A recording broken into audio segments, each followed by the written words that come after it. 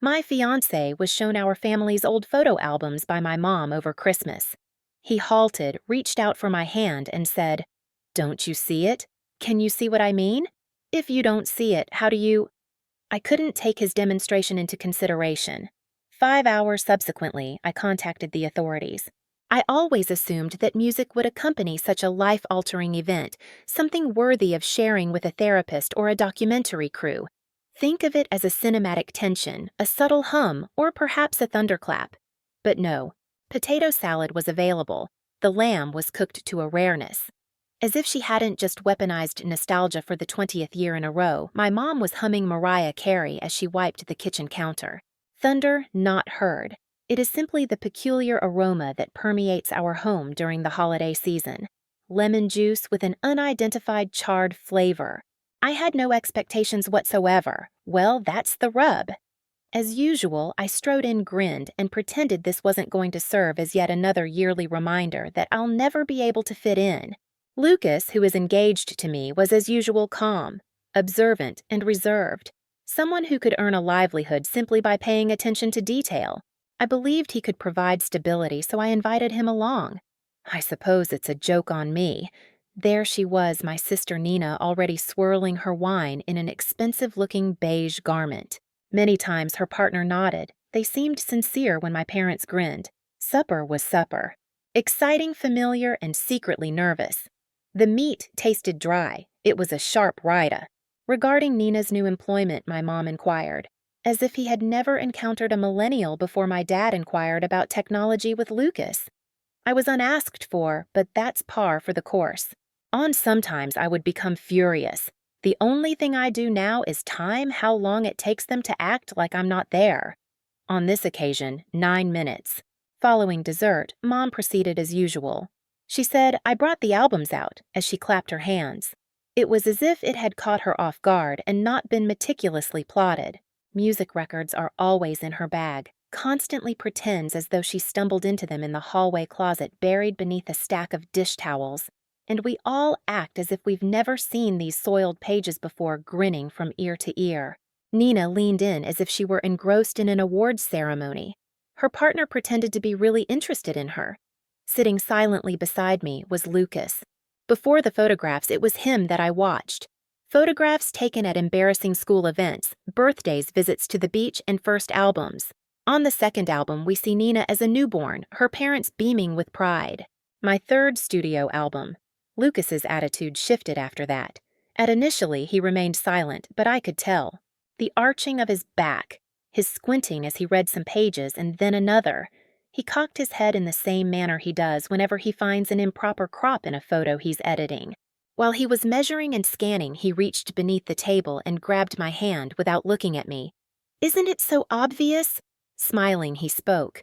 I squinted. "Can you see what I mean? If you don't see it, how do you?" Subsequently, he let go of my hand and resumed page flicking as if nothing had transpired. With a smile on my face, I nodded in agreement as my mom recounted the story of the time I attempted to feed a pine cone to a feral cat. No movement came out of me as I remained motionless. I could barely hear. I felt like my skin was on backwards as I attempted to match his rhythm and maintain my smile. He gave a little shake of his head in response to my repeated leaning in and asking. Afterwards, he promised to explain, embrace it wholeheartedly. Honestly, that was my emotional guiding principle throughout my entire upbringing. After 20 minutes, we departed. It was either a late Zoom call or Ethan cooked up an early flight story. Mom was very upset. It didn't bother my dad. Nina remained glued to her phone. As if nothing was wrong, I kissed everyone farewell. While in the vehicle, Ethan retrieved a handful of loose photographs from his coat. They must have been plucked from the heap next to the albums by him. It went unnoticed by me. "Pay attention," he exclaimed. In a way, I did. In the first, I stood before a stone wall, clad in a pink coat. I was familiar with it. Like awful wallpaper, it lingered in my mind. "Excuse me, what?" I exclaimed. "It's only a picture. Further ones were given to me by him." "Same face," he remarked. "Mirror image, identical grin, identical shadows. Come take a closer look." Then I noticed it as I looked. There I was, my perfect self-representation, used multiple times in various contexts. Set one beside a swing, set one near a fountain, and one in front of a fence. The expression, however, remained unchanged. Squatted down. My face was recycled, I exclaimed. It was as if my voice were coming from somewhere else than my throat. There was a nod from him. Just after that, he gave me another, a newborn, pale, blonde hair, unique skeletal makeup. He claimed that was not you. Those baby pictures of you, I don't think anyone ever had them. The last one. My parents and I standing in front of a crumbling structure. I made an inadequate outline. Discordant shadows were cast. My appearance resembled that of an unpeeled sticker. I lingered staring at it. Afterward, I couldn't help but chuckle. Not funny at all. This is the noise you make when your brain explodes. Thus, I am a collage, I declared. I hope you enjoy it. Ethan was dead serious. Why would they pretend like this? I inquired. He remained silent. Same here. Even though I had no idea it would happen 5 hours later, I would be phoning the cops. Denial, unlike other mental illnesses, does not manifest suddenly. Like a rusty pipe under the sink, it drips quietly out of sight. Everybody knows it's leaking. The sound reaches your ears. Appreciate its aroma. However, you persist in stepping away and washing your hands. All night long, I gazed at those photographs. After a while, Ethan dozed off next to me, but I remained perfectly still. Remained motionless in bed as if a child anticipating the arrival of monsters. Monsters, on the other hand, had names before. Daddy and Mom. Arranged neatly on my nightstand were the photographs. Like they would magically mend themselves when I wasn't looking, I couldn't stop checking on them. Nobody did. There was still my face, pasted, printed 3 times, caught in the middle of an automatic expression I can't recall using. Oh, that infant. Definitely not me. The illumination. Nothing has changed. I was taken aback. It was more like a whisper that I couldn't shake rather than a scream or a thunderclap of understanding. My origins were a mystery to me. Seriously, I mean it. Prior to the age of 5, I do not recall anything. Not a soul. That seemed typical to me when I was a kid. Perhaps not typical, but certainly explicable. My folks explained it by saying the war was to blame. I was quite young. Someone told me I was traumatized. The brain, they explained, defends itself. What they claimed was they were quite expressive. Since there is no other option, I find it hard to doubt them. Expressing your belief that you may have bypassed being a toddler to your 2nd grade teacher, that your first recollection is of your mother urging you to smile to a man with a clipboard as you stood in a brightly lit hallway in an unfamiliar nation. It was my first concrete recollection, I suppose. That Bureau of Immigration, all the whir of lights. Everything seemed jarring, chilly, and off-kilter. Even though I was only a beginner in English, I could read my mom's expression. Carry out the task. It became routine after that. Quite typical, if not more so. Our apartment was really small. School began for me. My mother followed the standard practice of packing lunches for her children, but she did not include notes. Instead, she handed me neatly folded napkins and sent me on my way. It seemed as if the newspaper owed my dad money as he read it. Both of them put forth a lot of effort. All I needed was what they provided. However romantic love, it was extraordinary. The house went through an overnight temperature shift when my sister Nina was born, which was 2 years later. All of a sudden, there were scrapbooks with glittery letters filmed from camcorders and baby books. Themed birthday celebrations were held. Spa days were scheduled. Lots of hugs occurred. Hotness emanated. Those things hadn't been available to me, ever. Your strength was the constant refrain while I was around you. You have your own freedom. Nothing was ever necessary for you. We didn't provide you with much to rephrase. I used to justify it by saying that it was just my age. Reason being, I came first. Reason being, they were making progress, but I wasn't sure anymore. No aunts were found. There are no uncles, no relatives. The former nation never had a single tourist. We made no return trip. According to my parents, they were deserted. They claimed it was war. Everything is in disarray. Oh, I did inquire about family once. It was complicated, according to my dad. The topic was changed by my mom. The Facebook message followed. I was 15 years old. Upon entering the kitchen, I observed her seated at the computer. At that moment, I was unable to decipher the language she was staring at. Serbian language. One of the names slipped my mind. A lady. It was a heartfelt statement. Nothing showed on my mom's face. Afterwards, she removed it, stopped the sender from sending, turned off the computer. It was spam, she responded when I inquired. Messages that make you tremble are not sent by spam. Nonetheless, I disregarded it. I always managed to move on. On the 17th of March, I received my PTSD diagnosis. Gloomy dreams, experiences episodes of extreme anxiety. This dreary, constant dread that something bad was going to happen at any second. It was as if a door that never swung open was there all along. The battle was brought up by my therapist. I informed her that I couldn't recall it. That was likely the reason, she said. I used to be afraid of the war, but now I know better. She was terrifying to me. That slipped my mind at the last minute. There was no sudden jolt. It arrived in fragments. One memory came rushing back to me that night as I sat at the kitchen table gazing at the images that Ethan had taken. A lady. This is not my mom. I don't mean my biological mother, some other individual, softer skin, eyes with a dark hue. A citrus aroma wafted off of her. She reached out to hold my hand. Afterwards, yet another woman appeared. I don't mean my biological mother, some other individual. Subdued tone, soft touch. She reached out to hold my hand. Suddenly, the woman I had always called Mom entered the room. She had a younger age, with a smile as if she had just landed.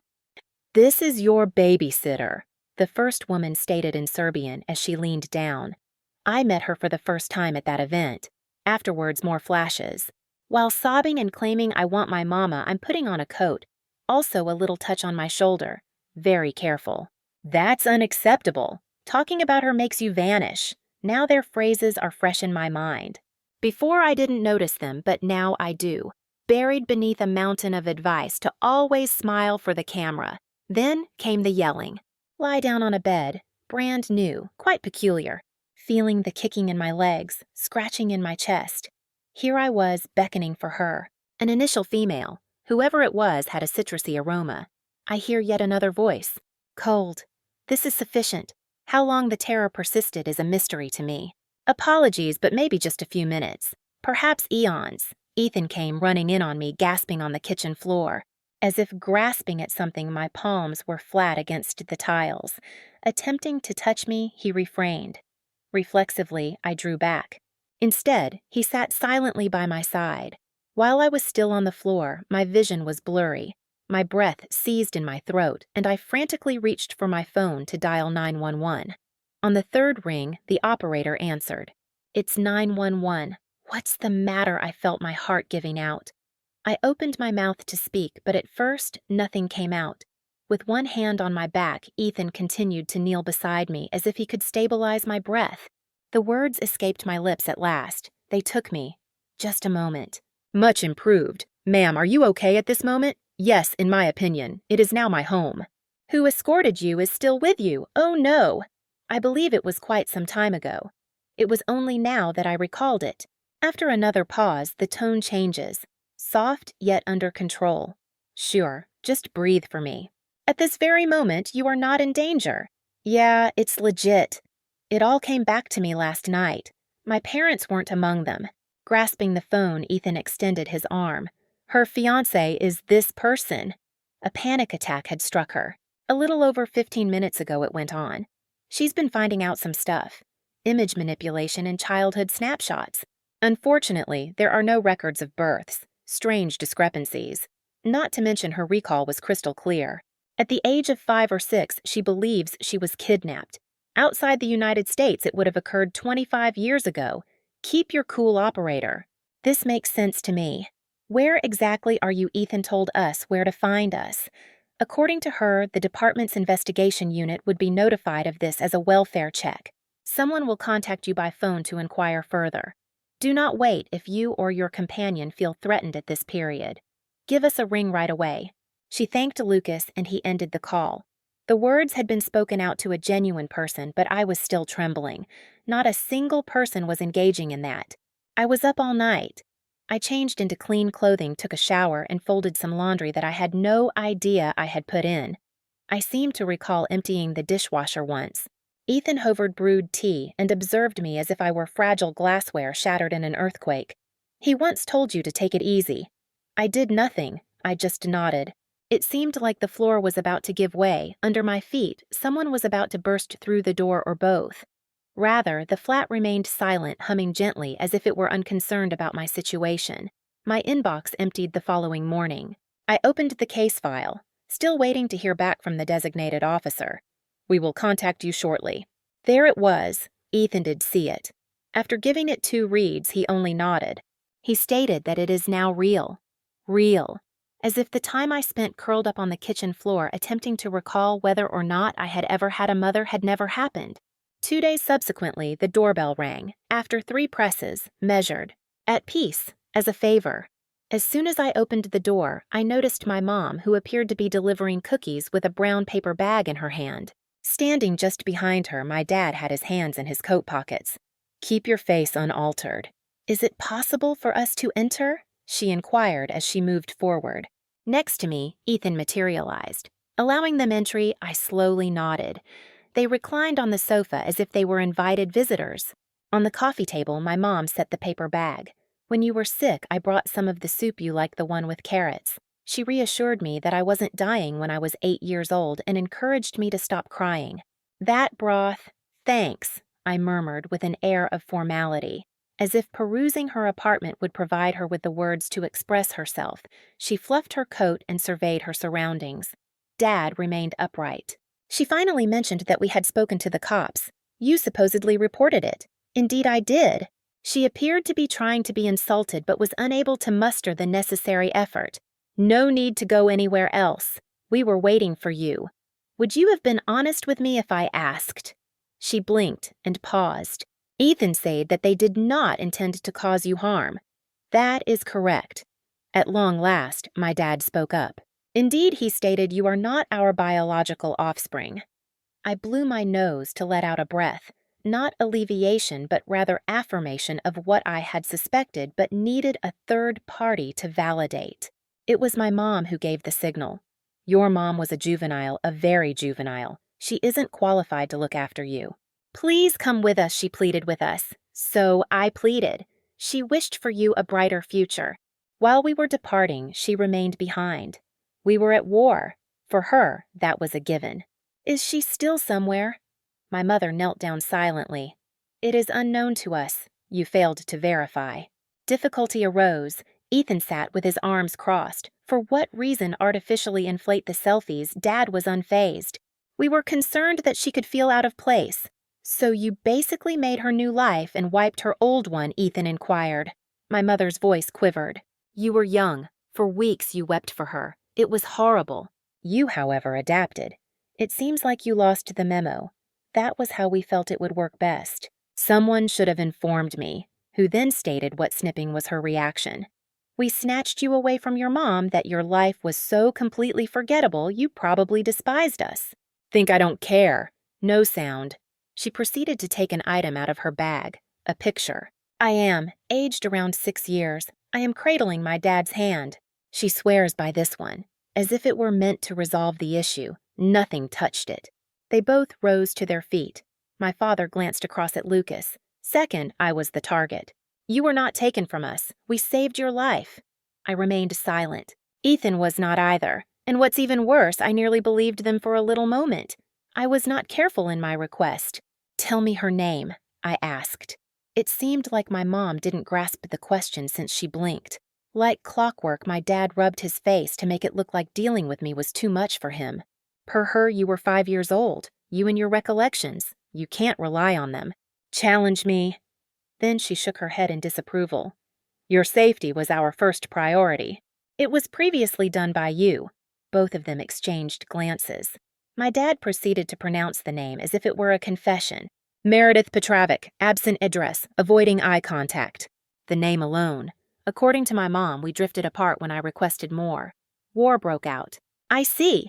It would appear that war also removes the possibility to use Google to search for a certain name. That evening, we began our hunt. On his laptop, Ethan was working. Yes, I was alone.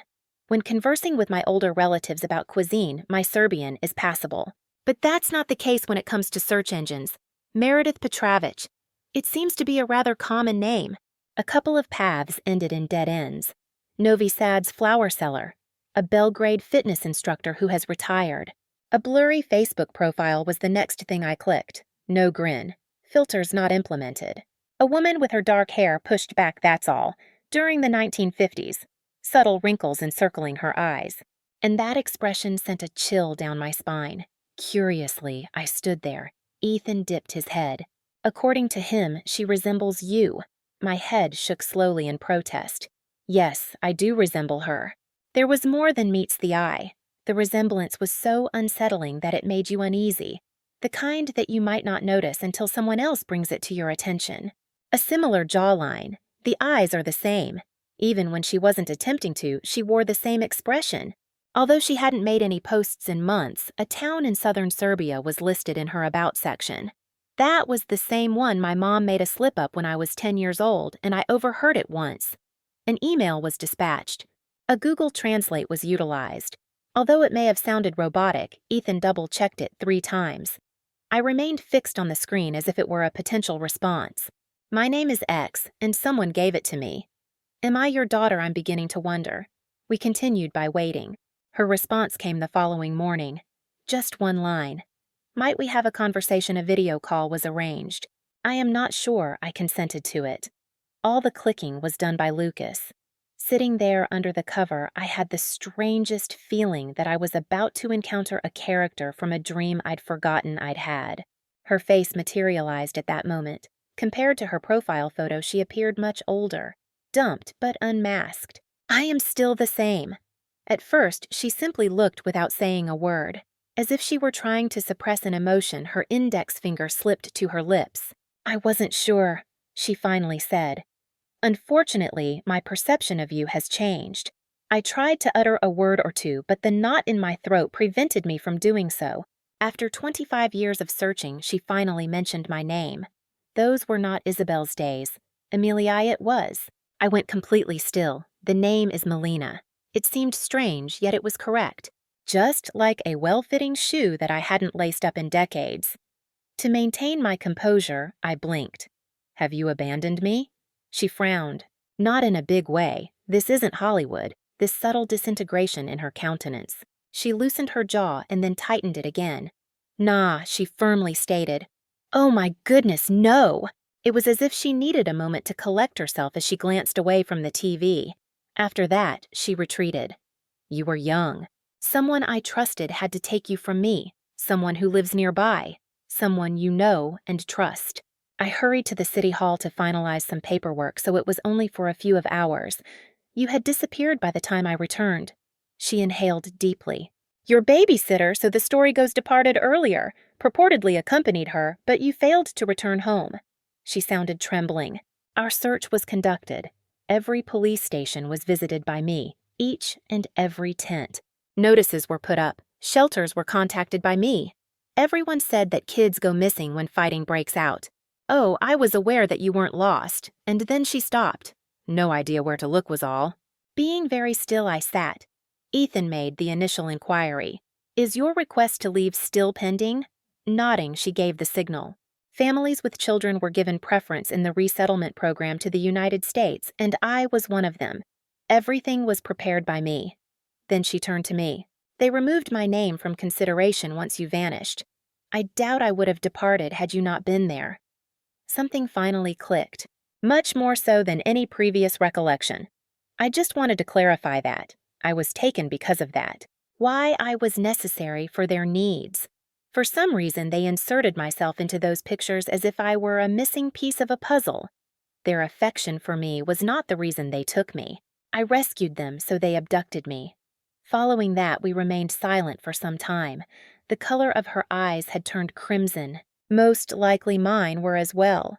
Nothing came out of Lucas's mouth. Seated motionlessly beside me, as if attempting to stabilize the room's perimeter. It was a whisper, but I had no idea where you went. If someone escorted you across the border, that would explain it. Your death was on my mind. I was unsure about my expectations. That left me speechless. When you've lost a woman, what do you tell her? I instead said that my name had altered. Isabel nodded as if it were physically painful to hear. Your grandma's name was Lena. What I anticipated feeling is a mystery to me. Intense fury. Happiness returned. It was as if someone had reached inside me, removed everything, and then left me with just the shell to keep on functioning in public. I felt hollow. At the precinct, we were standing shoulder to shoulder 2 weeks later. Her coat was navy. I had the pictures with me. The police officer interviewed us, taking our statements and asking us questions whose answers I hardly recall. A crumpled flyer was pulled out of my mom's purse by my real mom. A notice regarding the initial missing persons. Underneath a fuzzy photo, my name appeared first. The missing 5-year-old Milena Petrovich was last seen with a scarlet scarf. She identified herself to the police. My daughter is this person. To top it all off, another person finally nodded. After we filed charges, I stopped acting as if I had any responsibility for what had happened in the past other than to myself. The case never reached trial. Upon investigation, they were determined to be guilty. Deception in immigration, making false statements in official government records, keeping a kidnapping secret across national boundaries. Their Serbian passports were never revoked, it seems. Along with their moral compass, they simply stashed them in a drawer. Their citizenship in the United States was revoked. Within 6 months, they were deported. Rulings stand. You can't take it back. Moreover, they are permanently banished. Nina lingered. She did, without a doubt. She came into this world at this same location. She was silent at first, mostly did nothing but stare at the room's floor. "That was really messed up," she exclaimed one day. I wouldn't call it an apology per se, but it was an attempt at one. Compared to when we were younger, we now talk more often. Even though she isn't my biological sister, she is familiar with my coffee preferences. And that is significant. 6 months after things calmed down, my biological mother, Mara, relocated to the United States. Reunification program for families. The paperwork was helped by Ethan and me. Near our apartment, she found work at a bakery. She claims it brings back memories of the one she worked at prior to all that happened when she was 21 years old there. The wedding is being planned by us. Her name is among those invited. The invitation brought tears to her eyes. My parents and grandparents lost everything. Truthfully, they founded their entire existence on deceit. As a result, I didn't feel bad when it fell. I was liberated. Have I crossed a line or am I missing the mark? Leave a comment and tell me. Be sure to subscribe as well.